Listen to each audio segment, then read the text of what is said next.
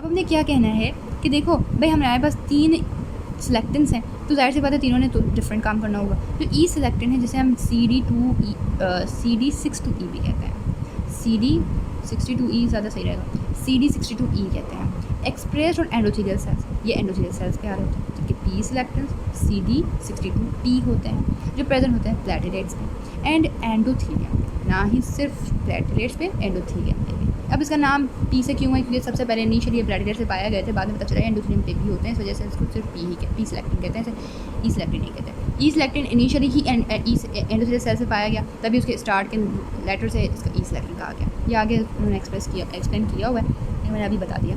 Anyways फिर हो गया कि पी सिलेक्टेंट कहाँ होते हैं। अब L selectin CD62L found on the surface of most leukocytes, they are not directing us कि भाई फला ल्यूकोसाइट होता है। मोस्ट ल्यूकोसाइट्स के सरफेस पे जो होता है वो एल सिलेक्टेंट होता है, ल्यूकोसाइट्स एल सिलेक्टेंट और E selectin endothelia cells, P selectin platelets and एंडोथेलिया।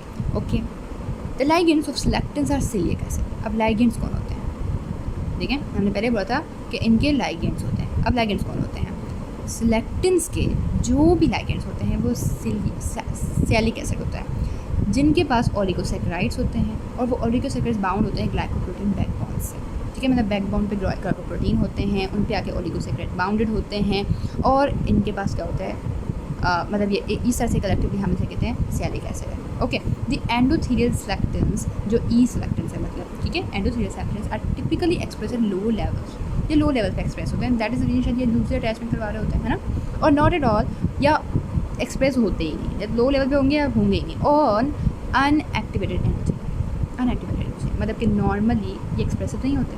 जब कोई इन्फ्लेमेटरी रिस्पॉन्स चाहिए होता है, जब कोई इंजरी हुई होती है, कोई माइक्रोब होता है, तो वो एक्टिवेट होने चाहिए ना। ये ज़्यादा बात तो आपको आगे क्लियर होगी, लेकिन इतना मैं आपको बता रही हूँ कि भाई ये नॉर्मली तो अनएक्टिव होते हैं and are up regulated after stimulation by cytokines. Cytokines जब आके स्टिमुलेट करते हैं तब ये अप रेगुलेट होते हैं, तब इनकी रेगुलेशन हो पाती है, तब ये एक्सप्रेस होते हैं और दूसरे मीडिएटर्स के थ्रू ये एक्सप्रेस होते हैं। Therefore binding of glucoside is largely restricted to the endothelium at sites of infection और टिश्यू इंजरी।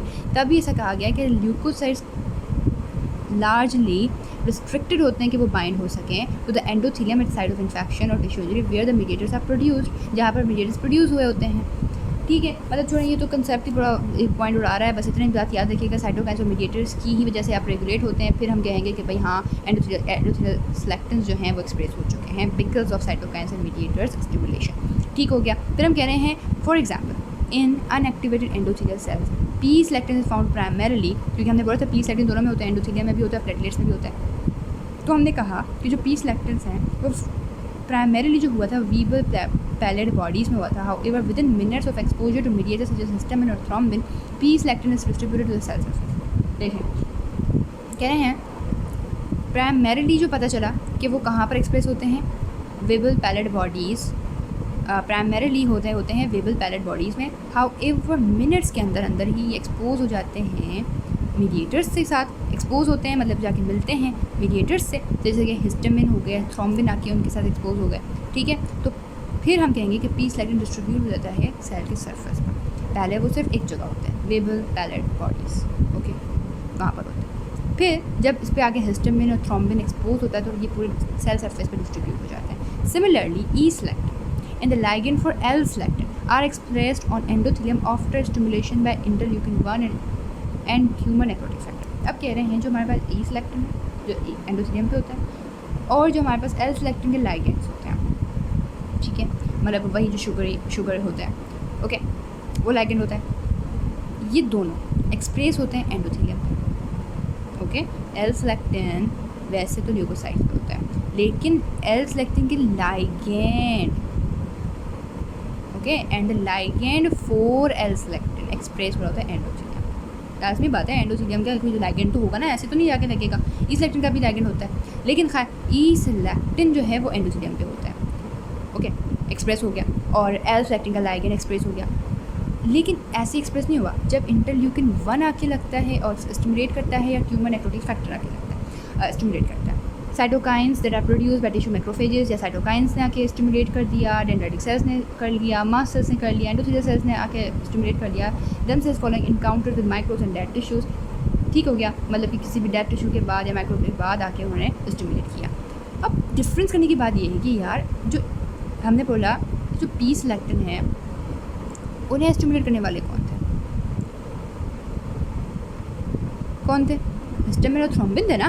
उन्होंने क्या किया, आके एक्सपोज किया और फिर इस तरह से पूरे सेल सरफेस पे आ गए। इस तरह से मैं ये कहूँ कि भाई ई सिलेक्टिन है वो हो गए, वो भी ऐसे तो नहीं हुए, उनको भी कोई स्टिमुलेट करने वाला होगा। वो इंटरल्यूकिन 1 से हुआ, ट्यूमर नेक्रोटिक फैक्टर TNF से हुआ। एल सिलेक्टिन के लिए लाइगेंड का एक्सप्रेस होना वो भी IL-1 और ट्यूमर TNF की वजह से हुआ। इस तरह से नहीं होता, ये साइटोकाइन्स की वजह से हुआ, mast cells, macrophages, dendritic cells, endothelial cells, इन सब की वजह से हुआ। ठीक हो गया। अब ये खुद कब आए?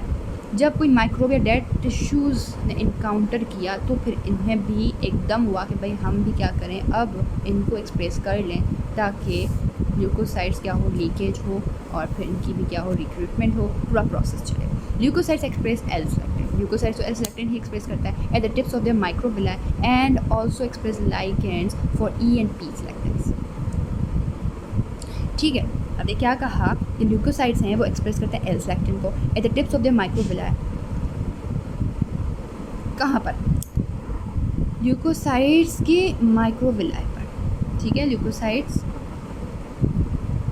एक्सप्रेस करते हैं एल सिलेक्टिन अपने माइक्रोविलाई पर।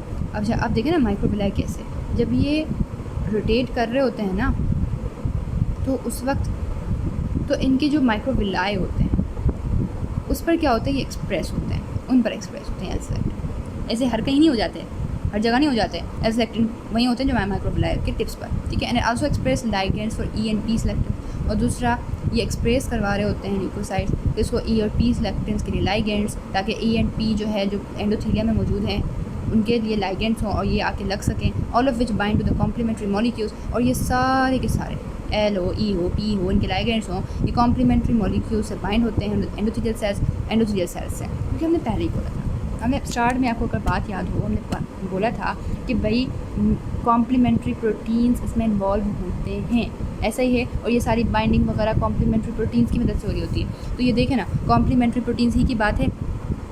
कहाँ गई वो बात? कॉम्प्लीमेंट्री मॉलिक्यूल्स, ठीक है, ऑफ द एंडोथेलियल सेल्स।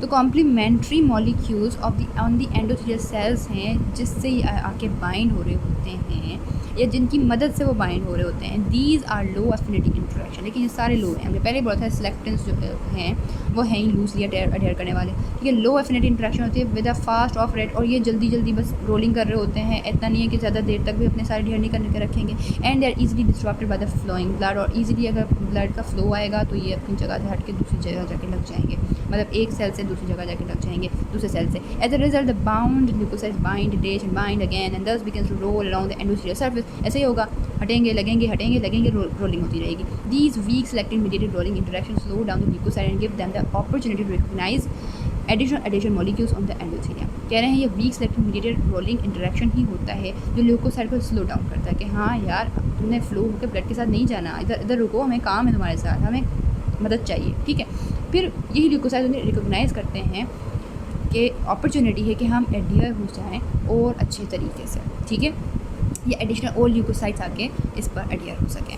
अब हमने लूज एडिशन कर ली, अब फिल्म एडिशन करनी है ल्यूकोसाइड्स की एंडोथेलियम के साथ, जो कि कौन करवा रहे होते हैं? ल्यूकोसाइड की एक फैमिली करवाती है जो मौजूद होती है surface, family of leukocyte surface proteins called इंटीग्रिन्स।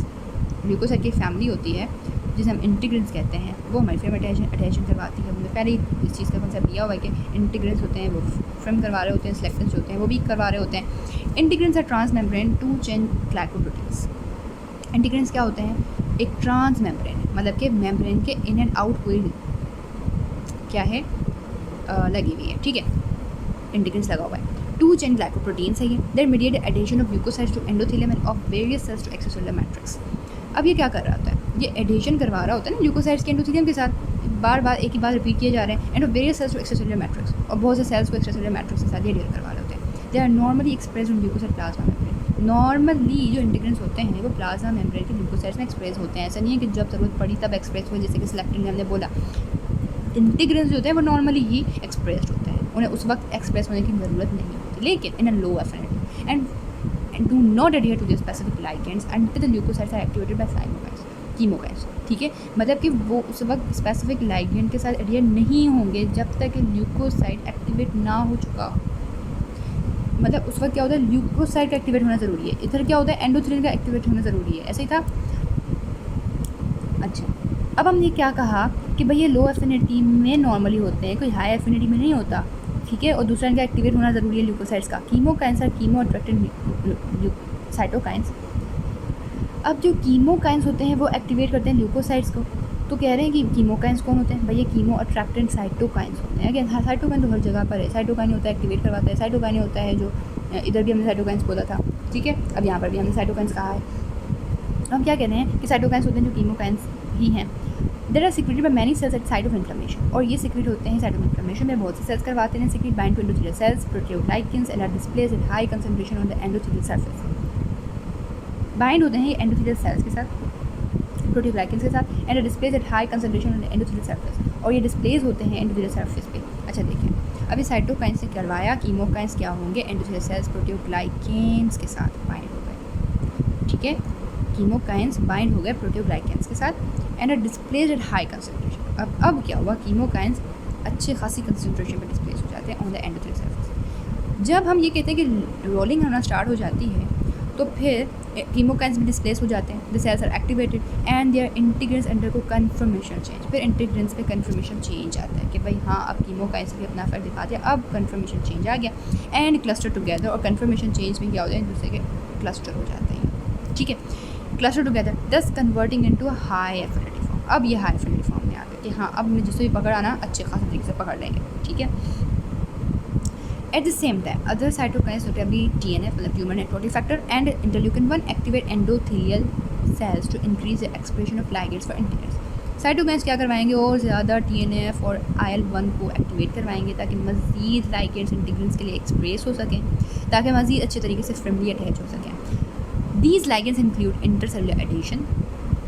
ये लाइगेंड्स कौन होते हैं, अब हम कब से लाइगेंड्स बोले जा रहे हैं कि इंटीग्रिन्स के लाइगेंड्स कौन से लाइगेंड्स हैं। एक होता है इंटरसेलुलर एडिशन मॉलिक्यूल 1, जिसे हम ICAM-1 कहते हैं। Intercellular adhesion molecule 1 which binds to the integrins leukocyte function associated antigen 1। अब ये जो ICAM-1 होता है हर किसी के साथ नहीं होता, वो ल्यूकोसाइड से तो होता है, लेकिन ल्यूकोसाइड की किस से होता है, ल्यूकोसाइड में मौजूद फंक्शन एसोसिएटेड एंटीजन 1 में। ल्यूकोसाइड फंक्शन एसोसिएटेड एंटीजन 1 के साथ क्या होता है, एडहेयर होता है, जिसे हम CD11A CD18 कहते हैं। दूसरा होता है इंटीग्रिन का लाइगेंड, वो है मैक्रोफेज 1 एंटीजन, जिसे हम MAC1 कहते हैं, और वो होता है CD11B CD18। ये क्या था, CD11A CD18, ये है CD11B CD18। And vascular cell adhesion molecule 1। दूसरा होता है वैस्कुलर सेल एडिशन मॉलिक्यूल 1, जिसे हम VCAM-1 कहते हैं, which bind to the integrin very late antigen 4। और ये क्या होता है, ये जो VCAM-1 है